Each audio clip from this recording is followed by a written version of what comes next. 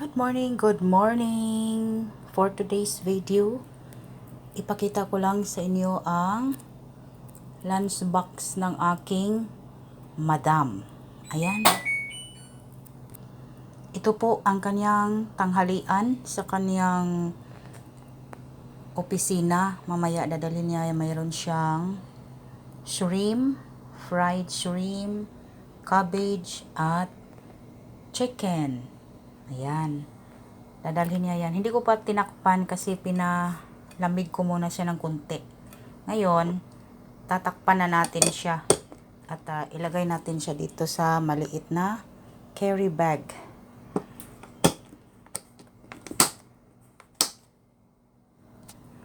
Ayan. Ready na. Bibit-bitin na lang niya. O minsan ilalagay na lang niya sa kanyang bag.